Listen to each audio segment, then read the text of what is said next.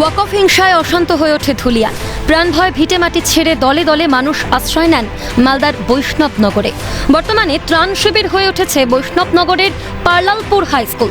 এমন পরিস্থিতিতে শুক্রবার পার্লালপুর হাই স্কুলের শরণার্থী শিবিরে যাচ্ছে জাতীয় মহিলা কমিশন।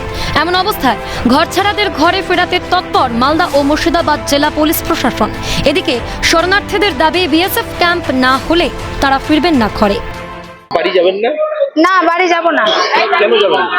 ওখানে বিএসএফ ক্যাম্প না হলে আমরা ওখানে যাব না। ওখানে এখন যাব, 1 মাস পর আবার তো আমাদের ঝামেলা শুরু হবে, তখন আমরা কোথায় যাব? ওখানে ক্যাম্প হবে, তারপরে যাব।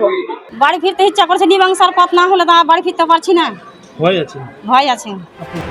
বুধবার শরণার্থী শিবিরে যান মালদার মহকুমা শাসক, জেলার অতিরিক্ত পুলিশ সুপার ও শামসেরগঞ্জের বিডিও।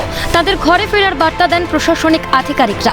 ঘরে ফিরে গেলে খাবার, জল থেকে শুরু করে সমস্ত কিছুর ব্যবস্থা নেওয়া হবে বলেও আশ্বাস দেন। অশান্তি, হিংসা চলাকালীন সময় সাধারণ মানুষকে রক্ষা করতে পারেনি প্রশাসন।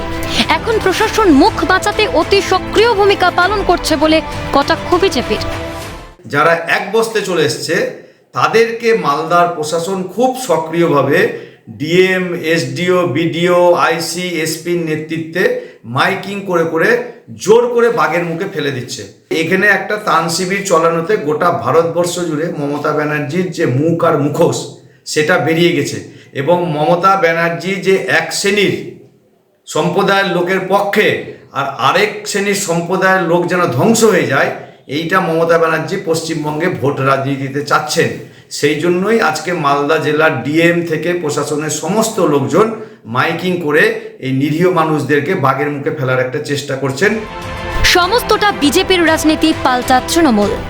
আপনারা জানেন যে গতবার যেভাবে বৈষ্ণবনগর বিধানসভাটা আমাদের তৃণমূল কংগ্রেস আমরা ছিনে নিয়েছি, সেটাকে কি করে হাওয়া দিয়ে আবার নতুন করে ওখানে পালস পিটিশন তৈরি করা যাক, পাবলিককে এক্সাইটেড করা যাক এবং পশ্চিমবাংলায় যতদিন আমাদের সম্মানীয় মুখ্যমন্ত্রী মমতা বন্দ্যোপাধ্যায় আছেন কোনো রকম সাম্প্রদায়িক সম্প্রীতি ভঙ্গ করতে পারবে না এবং বিজেপির যে ইন্ধন সেটা ওরা ভবিষ্যতে বুঝে যাবে যে ওনাদের যে কুচক্রান্তগুলো সেগুলো সব প্রকাশ্যে আসবে।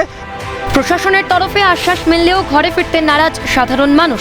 তাদের স্পষ্ট দাবি, বিএসএফ ক্যাম্প না বসলে তারা ফিরবেন না এলাকায়। এখন কতদিনে পরিস্থিতি স্বাভাবিক হয় সেটাই দেখায়। সোমাক লাহিড়ীর রিপোর্ট, ক্যালকাটা নিউজ।